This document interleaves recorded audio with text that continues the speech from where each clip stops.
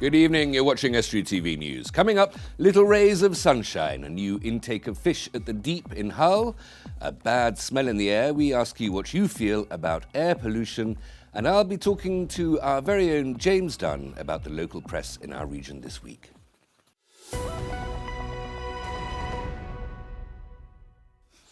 Welcome to Estuary TV News. I'm Hugh Richards. First of all, it's back over to James for the news for the last time.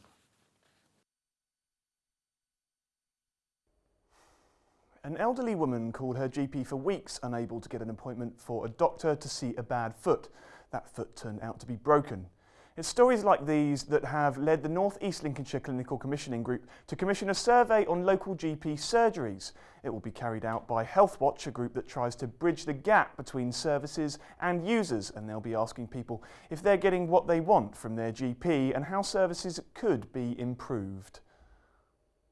Basically, we are doing a GP access survey to find out how easy or difficult people find it to get into an appointment with their doctor, what works and what doesn't work. We're not just looking for the bad things, we're looking for what people think works really well at their practice. Some prefer walk-in systems, some prefer setting up an appointment and knowing that they'll get seen at that time on that day. Well, we're going to be working locally with the CCG and the practices themselves to find out what kind of things they can and can't implement, what's sort of realistic, what's practical and what's just not at the moment, and try and make sure that everyone is as accommodating to the patients as they possibly can be. And if you'd like to take part in the consultation, then you can do so on the Healthwatch website or pop into their premises opposite the warehouse on Freeman Street. 4 people have been arrested after a firearms incident on Scunthorpe's Spilsby Road. 2 men aged 22 and 34 and 2 women aged 23 and 32 were taken into custody after police were called at around 9:15 p.m. on Thursday night. A BB gun was seized as part of police inquiries.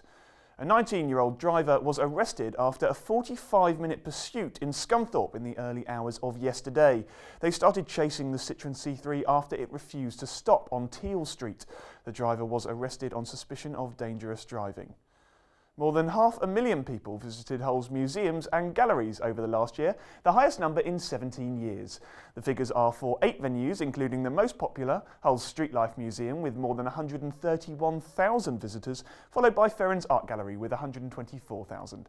It's a 4.2% rise on the previous year since Hull was named City of Culture. Chair of Culture and Leisure, Councillor Terry Garrity, says we now need to build on this and focus on popular events and exhibitions to keep people coming back to the city. Well, I'm afraid that's all we've got time for now. Bye for now.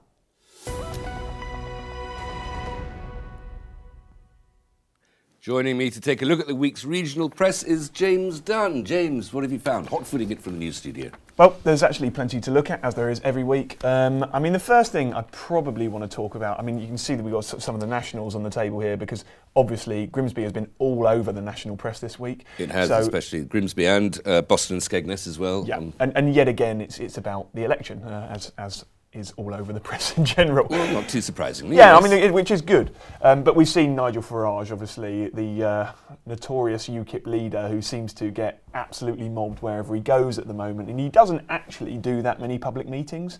So Grimsby obviously is a key area for UKIP where they're fighting Labour, and it's obviously attracted media attention because it's very rare that Labour and UKIP are in a battle together because people obviously assume and the that Conservatives would say they're fighting the Conservatives as well because UKIP could be taking votes off each of the 2 old parties equally. That is their argument, and obviously yesterday we saw David Davis launch the Conservative campaign, and that was his argument. He was telling everyone, look, this is a 3-horse race, and it's important that he does that for the Conservative Party because, of course, with tactical voting, sometimes just letting people know that you are still in it will make a big difference compared to how they vote. What was Nigel Farage doing at sea and on the docks when he was here? Well, there's divided opinion over that, actually. I did see one report that he'd wandered out on the boat for about 2 minutes and come back, but I'm not sure if that was entirely true. Why was he talking to Joey Essex? Well, the thing is, Hugh, I've talked to you about this at length before. I was a bit disappointed to see, because as soon as Joey Essex gets involved, then it's no longer about politics, and it's the only way is Essex story, and a man who's basically professionally stupid is then talking to the leader of a political party, and suddenly that's the media circus. But actually, I've had a bit of a rethink since I was so annoyed about that, because... Could it be that you were wrong, James? It may well have been, yeah, but I mean, let's not put too fine a point on it. Actually, if you think for a lot of young people who do have to start from scratch, because it's easy for you or I to say, well, it's not about that, it's about the policies. But if you've got young people who have to start politics from scratch, you're 17, it's your first time to vote, and you're suddenly thinking, who am I going to vote for? It's a big hill to climb.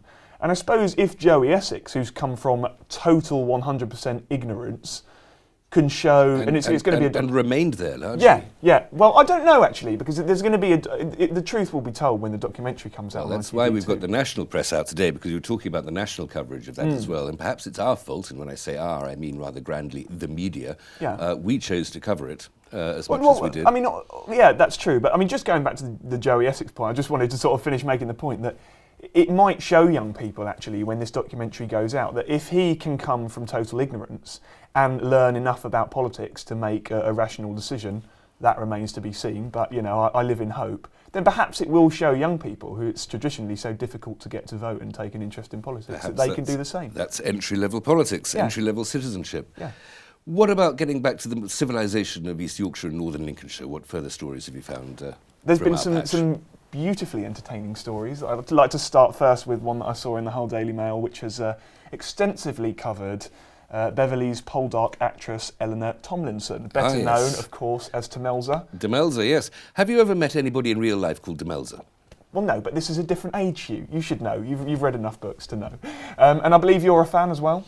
I have no choice in my house. I'm not a master of my own remote control. That's what a lot of men say, but I think you secretly like it. And I'm told, why don't I look like that with my shirt off? But I do, I love it. And I really do think, Demelza's terribly beautiful, of course. She The is, countryside's absolutely. terribly beautiful. It always seems to be summer. They always seem to be trotting up and down the same little stretch of It's a total coast. feast for the eyes for an hour that I look forward to on a Sunday night. And why don't we still dress like that? The clothes are magnificent. Well, you're perfectly at liberty, Hugh. Oh, thank you very much. I think there'd be a certain amount of comment if I sat here in a tricorn cap and a frock coat. Might be positive.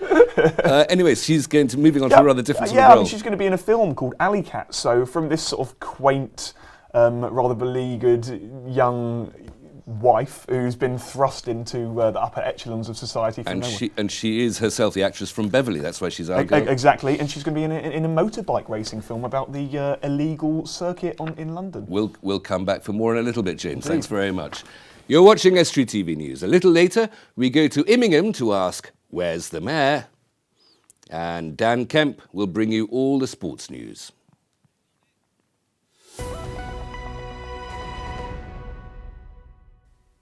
The fish collection at the Deep in Hull is always growing. Deep is Recently, the expanding its- Submarium acquired 36 new fish, including some rays.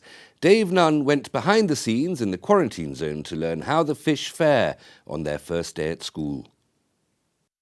The Deep is expanding its reputation as one of the UK's leading submariums by expanding its variety of fish to include more exotic specimens.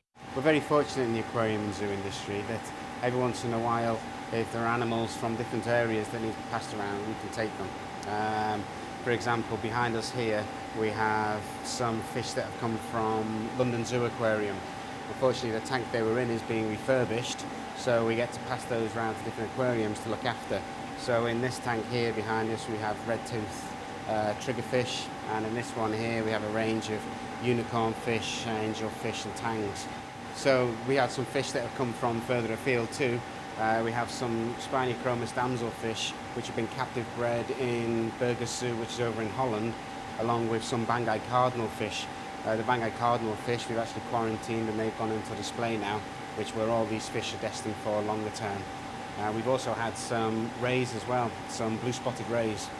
The Deep acquires fish for its displays from all over the world, and it's behind the scenes here in the quarantine area that the fish can become accustomed to their new home. Well, all of the fish come through what we call a quarantine procedure, which is really, it's a time for us to have a good look at them. Firstly, make sure they're feeding, but also make sure they're fit and healthy too. It can be quite stressful to transfer animals from one place to another, and during that transport, they could either acquire an illness, or the stress of the transport itself can bring an illness out. Very much the same as humans. You get a little bit tired and stressed, you get a cough or a cold. With fish, they can sometimes find that if they get the stress builds up on them, something can break out. So quarantine is a good opportunity for us to keep them in our tanks so we can give a really, really good eye on them make sure they're feeding and they're fit and healthy. The fish aren't just for displays, however. The deep also uses them for breeding and conservation, and this plays an important part in the process of acclimatising the new fish. For us, obviously, for our displays, it means that we're able to keep our displays fit and healthy, and longer term, like for example with the blue spotted rays, that's all part of a breeding project. That's a benefit not just to us, but right across Europe.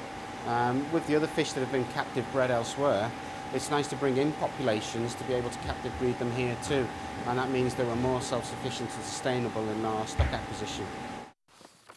Important questions must now be asked about civic dignitaries. Once again, we want to know, where's the Mayor? This week, Malcolm Cullum, Mayor of Immingham. I am nearly at the end of my year and it's gone extremely quickly. The good thing about being a mayor is that you do get to do a variety of things. And in the last week or so, I've attended a murder mystery, been to civic services, and also locally I've attended a production of Grease at Oasis Academy, the local rock school and Sea Cadets, and also the sod cutting for the new A160 stood in the middle of a field in your suit and chain of office. Seems a bit inappropriate, but it was great to see the road networks being expanded around us. For the next few weeks, obviously, it's dying down a bit. There aren't quite as many events, but I've got certainly the main one is a concert by the Pelham Singers on the 18th of April.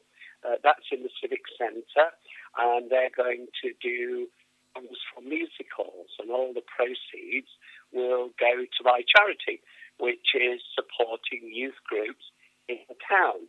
The murder mystery, that was also for my charity as well.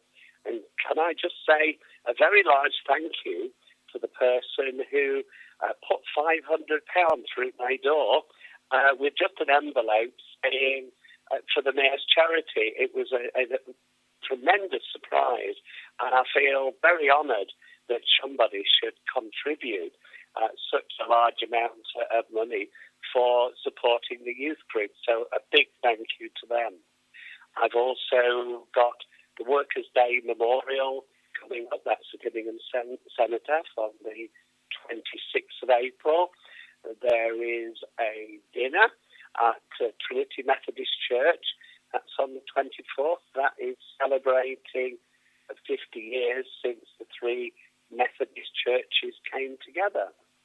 Also, again for my charity, the Immingham District Probus Club, I'm going on Monday to their annual general meeting, and they are going to present me with a cheque.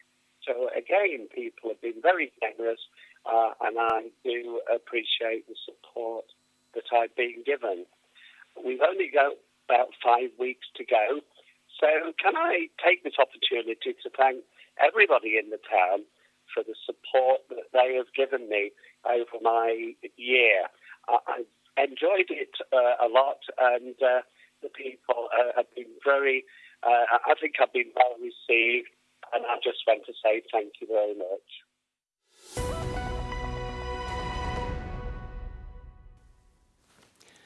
People with breathing problems have been warned not to exert themselves today because the air over England is likely to be particularly polluted by breezes from the continent, just as British pollution frequently blows over Europe.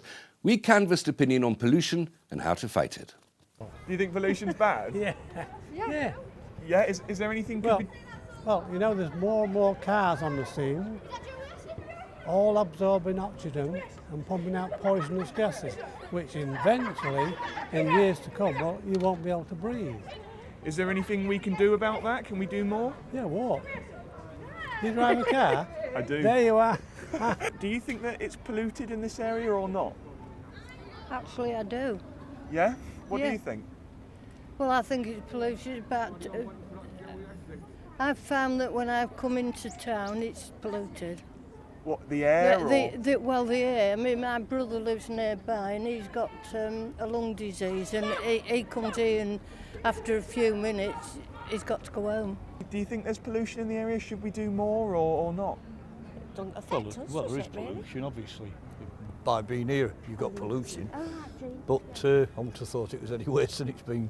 In fact, I would think the air's cleaner than it used to be with all the legislation that's been fetched in, especially with power stations and things like that. Do you think we do enough as a generation to stop pollution? Yeah, I think so. I think sometimes you go too far. They do over much. Yeah, it's obsession, isn't it? Like the Greens and that. I think they're just way over the top. Is it something that worries you going into the future? Oh, definitely. Definitely for these ones.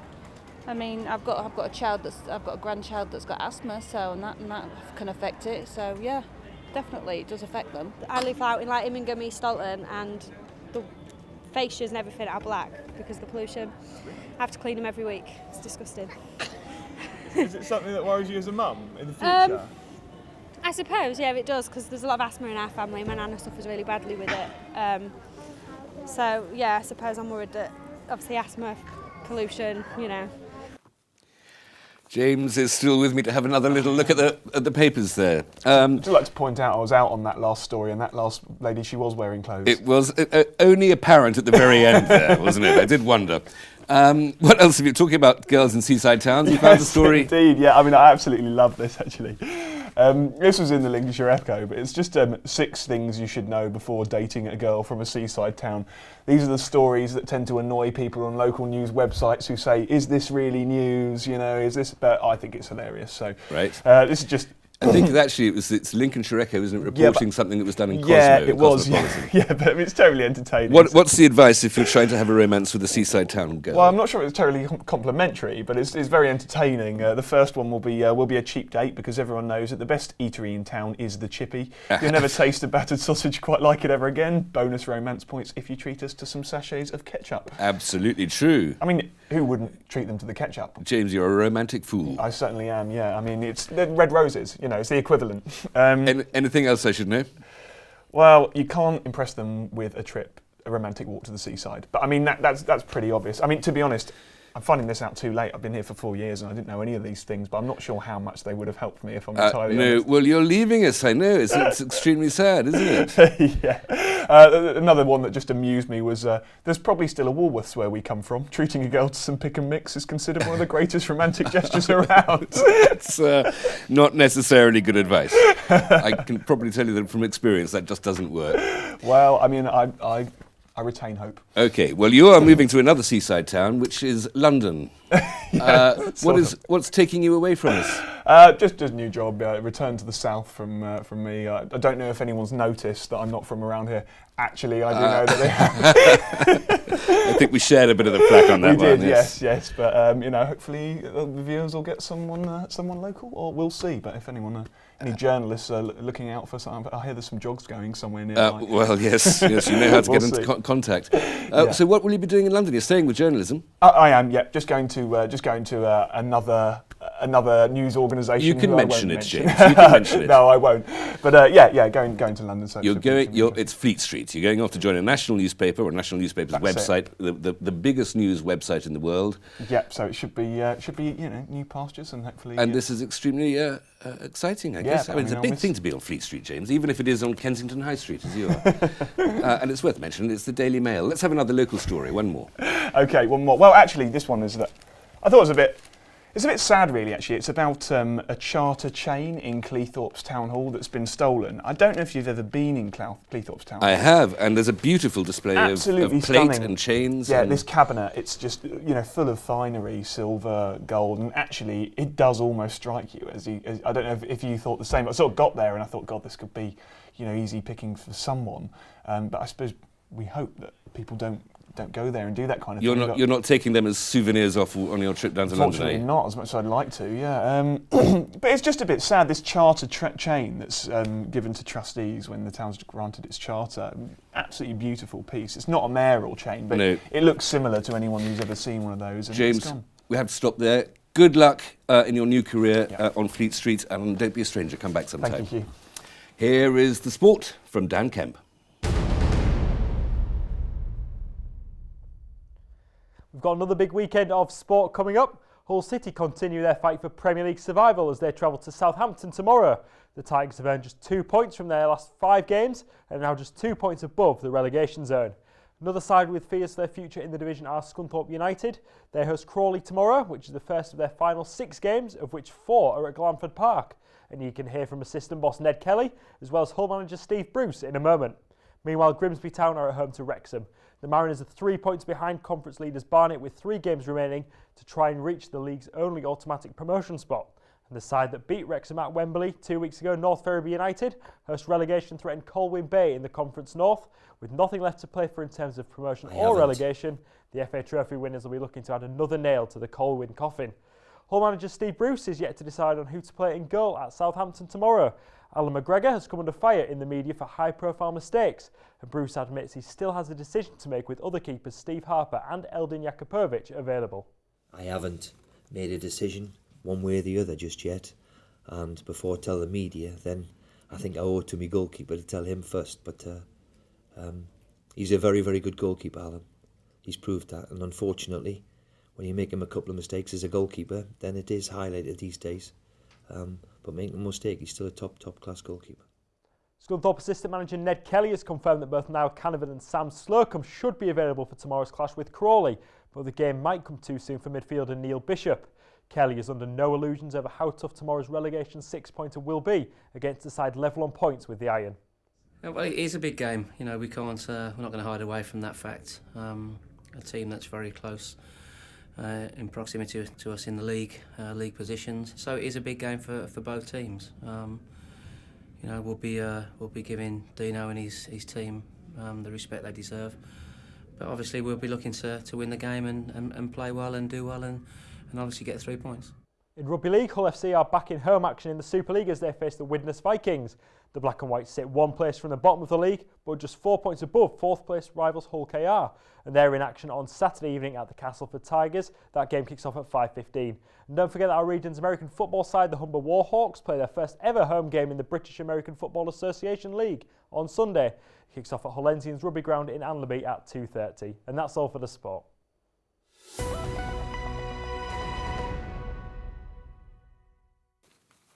Thanks very much, Dan, and thanks also to James Dunn of Fleet Street, going off to go and be a gumshoe newshound down in the south. If you have a story for us, then please get in touch via our Facebook or Twitter pages. Details are on the screen. Email news@estuary.tv or phone Grimsby 3155553. Weekend now, just 2 days this time. Get used to it. Until Monday, good evening.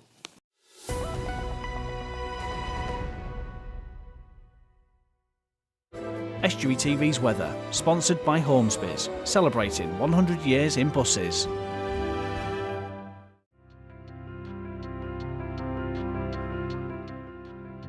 Hello and welcome to Estuary TV's weather. Overnight rain clearing, then bright and breezy for much of Saturday, and colder than lately. The odd shower is possible, and these will be wintry on higher parts of the Pennines, with a maximum temperature of 11 degrees. Sunday there'll be outbreaks of rain, clearing later in the day.